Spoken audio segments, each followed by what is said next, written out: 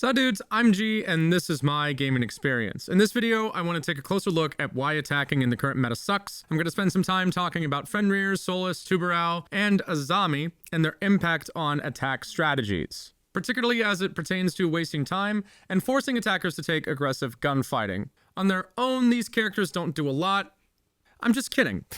I was trying to see if you're paying attention. On their own, each of these characters does a lot. Guys, if bad map design is making you lose your hair, I have the solution for you, Keeps.com. That's right, I'm working with Keeps once again. The name of the game with Keeps is to help men deal with male pattern baldness. It is an online subscription service that gives you a custom-made, tailored design plan for your specific medical needs. You get expert hair care from the comfort of your home without ever having to drive to a doctor's office, and you can do everything from the comfort of your computer desk. It's delivered to your door on whatever kind of schedule that you want. And the plans are quite affordable, about half of what you would typically pay. Whether you're looking to prevent hair loss or just take care of the hair that you already have on your head, Keeps has you covered with a wide range of treatment options that also boost the health of what you have on your head to begin with. They do so in the form of offers like thickening shampoo, conditioner, and even styling products. The bottom line is, hair loss stops with Keeps. For a special offer,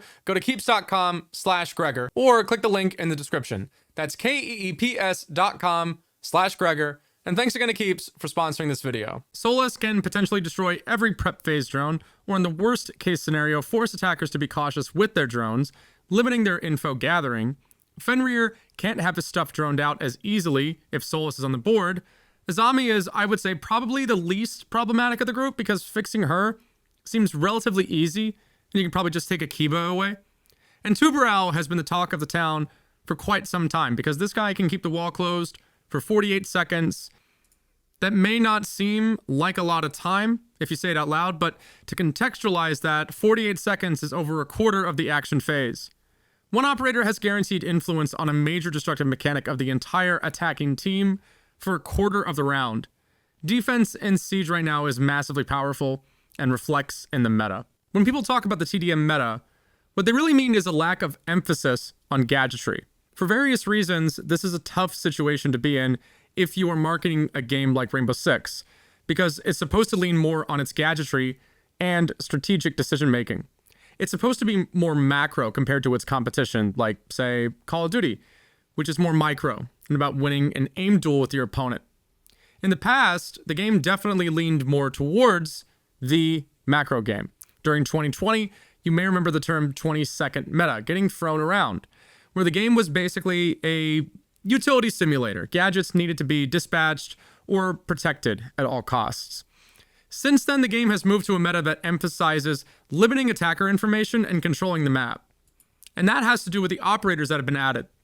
Over the course of a little over a year, Siege has added some of the best defenders we've ever seen in the game, period. Siege added Solus, whose cardinal ability is to shut down drones.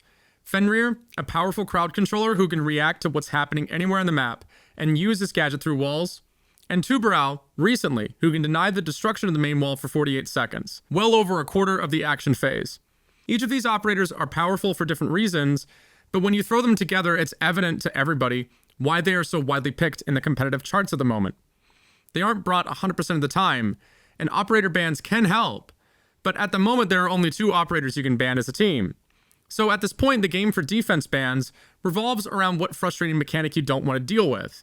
Do you want to peek into a room without potentially going blind? Well, you'll have to find another route to attack because the wall can't be opened. You're basically choosing your attacking adventure. You can walk into a room and get blinded, not be able to drone anything, or not be able to open the wall. Pick one. I'm not talking about Azami so much because while she is powerful, she isn't as high on the priority list for me because she at least encourages creative problem solving with her Kibas, and I do appreciate that a lot. I think Azami is one of the best characters to ever be added to the game, and I'd hate to see her get hit too hard by the nerf bat. If I could only pick one operator to nerf, it wouldn't be her.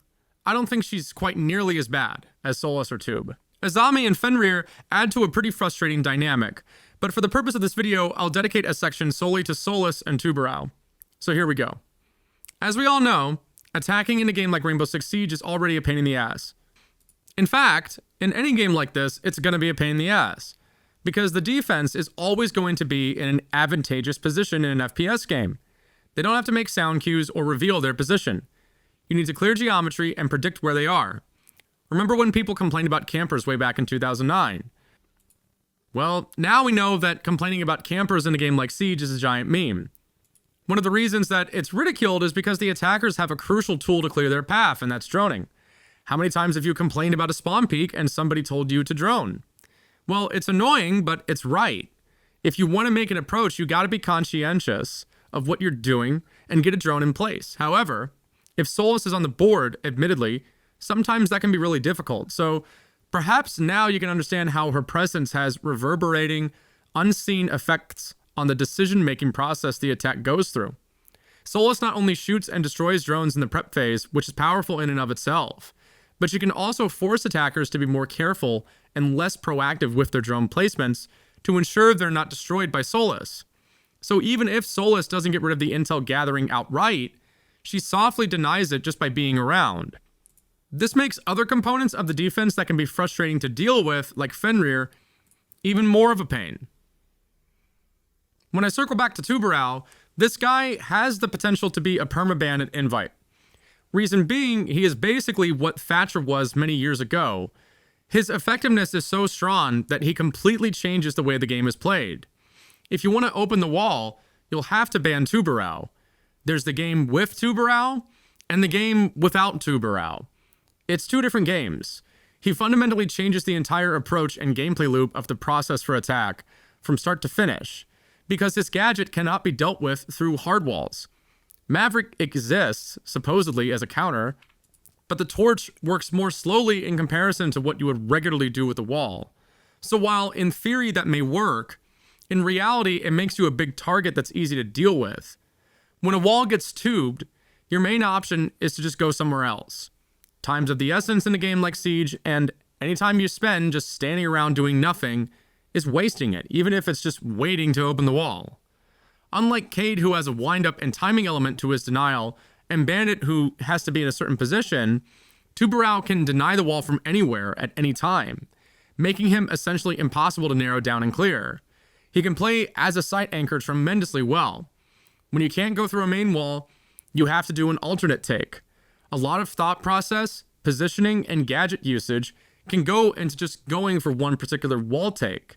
If it's annoying to adjust this way in ranked, I guarantee you it's even more impactful and even more of a pain to do at a competitive level, which is why a lot of competitive players seem to be up in arms about Tubarão more than anybody else.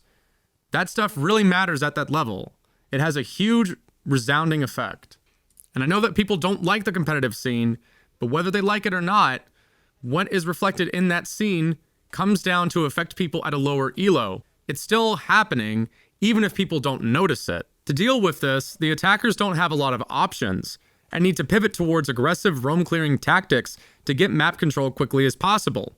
Attackers need to be able to adapt to a lot of unforeseen variables, and adapting to unforeseen variables means being ready for gunfights. A core concept of playing Siege involves working quickly and efficiently instead of standing around. In situations where you can't afford to wait for info, you have to get into a more advantageous position quickly. If you have info on a room that is clear, you want to get in the room and take it. Hence, Ash players tending to leave a drone for themselves at an important room, going in and playing gun up. There isn't necessarily anything wrong with this style of play, even if it's commonly caricatured. If they're good for a pick or two, then they've made impact. The sooner you can get an entry pick, the better. The same is true when it comes to aggressive roams by the defense. Right now, the game is about fanning out and controlling as much of the map as possible for as long as possible. If you take too long to clear out a problematic flanker, you can get hit by them later while you're doing the execute. To ensure that roamer gets taken down as quickly as possible, especially when you don't have as much intel gathering tools, you're going to bring operators that give you some guaranteed help. Dekebi is a great example of guaranteed value because when she activates the logic bomb, the phone of the roamer will go off regardless, unless the other team is weird and puts a mute jammer in a random room, but I've never seen that done in my experience. And if it does happen, kudos to them for making that pocket strat work. So you see a lot of Dekebi and Lion right now, and other aggressive roam clearing operators in competitive for that reason. If you don't have info, you take what you can get. It's a shame because I think there are some operators that if they've been released in a different meta, you'd see them a lot more. Ram feels like a character that's perfect for the utility simulator meta of 2020, but she's hugely relegated to pocket strats on certain maps with the boogie car. Not like that makes her a bad operator. I find playing Ram to be pretty fun. But if I were getting paid money to play the game, that's a different story. A good example of a map where Solus is really powerful is Bank. Bank is a map that has a ton of open sightlines, especially from the main lobby. A drone hidden in high elevation can see and hear stuff walking on the top floor, and can also see a common rotation point in the form of a staircase, and just some high traffic pathing in general. A drone can naturally take advantage of this, but if Solus is on the board, it can be more difficult to get that pre-placed setup, because whereas you'd have to look manually for the drone placement, Solus can see it with her scanner plain as day. She can also see the drones outside the building and guesstimate where the enemy may be deciding to do their take if she doesn't kill the drones outright or reveal her presence. So that adds a layer of stealth to it where other drones may not have their positioning adjusted in relation to Solus, but Solus is adjusting her position in relation to drones. She's basically the counter to efficient info gathering right now, and that means a lot. Info is the most important thing the attack has, so she counters the most important thing the attack has, all by herself. So if you ban her, that's that aspect gone, but you still gotta deal with, in many instances, not being able to open the main wall at all, which can force you to do an alternate take on the other end of the bomb sites. So a competitively focused team has to play annoying defender whack-a-mole, and make way for another must-bring defender even if they ban Tube or Solus. Fenrir has in many ways replaced Melusi. Not to say that Melusi is bad, or there aren't positions where she'd be nice to have, but her 3 armor rating makes her slow, and her gun just isn't as good as Fenrir's MP7. Fenrir also has the ability to see trap activation through walls, unlike Melusi, and he can also wait and bait people into his clouds, and surprise them with a deployed mine. It's a cool gameplay loop, but it can be compounded by other factors that feel unfair to play against, like a Melusi wub in the same room, or a Thorn, creating a free gunfight for the defender who swings off of it, while you're still stuck having to deal with that. Comparatively, Azami isn't nearly as bad. At least, she encourages you to learn map geometry, and she does take up attacker gadgetry. But Solus and Tuberau straight up have no counterplay right now. At least, not in the way that most people think of it. Unless you count IQ. Now, my only problem with IQ is that she's clunky and difficult to frag with while she's still stuck on the pistol. So you basically have to walk around the map with the pistol up to guarantee catching Solus on her scanner, and hope that your teammates aren't morons and recognize the situation where she needs to be encircled and taken down ASAP. That coordination is difficult to have in a ranked lobby, whereas Solus can act pretty independently. Being able to do anything independently in this game is really strong. Here I got a little bit of community engagement. I asked how you guys deal with the defender side of meta yourselves. And many of you want to get in the building, but there's no majority here. A plurality of this community wants to get as much info as possible. Is it because of my clips? It's okay. If I can't aim, then you guys, you guys can do it too. Make us 0.9 KDs proud out there.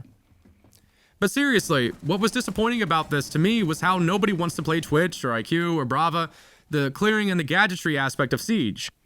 Everybody is either playing drone or entry simulator, which is like, cool, I guess. Those are important aspects of the game, but it seriously does feel like there are just no particularly strong counters. IQ is just not a strong hard counter to Solus, and as it stands, there's really no counter to Tuberau, which is super lame, in my opinion. I'd like to see more powerful options added on attack, rather than nerf the crap out of defenders. I see a lot of competitive players suggest removing Solus' ability to use her scanner in the prep phase. Even if it's a good idea, this is going to be massively unpopular, so I don't know if that might seem a bit too drastic. I also don't know why Tuberau has 4 canisters. I think he should have 3. At the very least, take one away. Or reduce the amount of delay to something more along the lines of a character like Smoke. Maybe he gets 10 seconds up to 9 instead of 12. But yeah, I think attacking just needs more love in general. We're getting the massive shield rework, which I think is going to be interesting. I don't know anything about the new operator this season yet, so I don't know if they'll play into the theme and add another shield to coincide with the shield changes.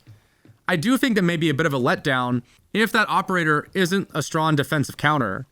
If the next attacker doesn't really have that much weight in terms of countering Solus or Tube, we're going to be stuck in this weird liminal space where we're still dealing with a tough to clear roam meta. And if we do the thing where it's like, we heard your feedback and we're concerned about Solus, Tube, and Izami, and then we announce changes for like 6 months from now, that's great, but I still think that's too long. I'm really confused by the whole concept of the test server lab. Why do we have a test server for a test server?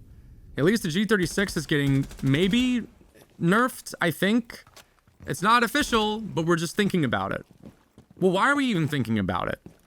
We should not be thinking about it. There's no reason to even talk about the G36. It's fine. We should be using the quote-unquote test server lab to look at Solus, Tube, Izami, and Fenrir. That should be priority number 1 right now. If it's not talked about on the test server, and it's not a focal point of the next big patch update, like year 9, that's just a really big missed opportunity in my opinion. And I think we're moving too slowly here. Believe me when I say I am trying really hard to be polite. I'm just not gonna lie. If I were to say that I'm satisfied with the current rate at which the balancing is done, I'd be lying. I'm not. I think we need much faster turnaround on stuff like this. I really hope something is done soon. If Ubisoft does do something soon, I'll shut up. Check out my other discussion videos pertaining to Siege if you like this one, and subscribe to the channel if you want to support my work. It helps me out a lot. Take care. Deuces.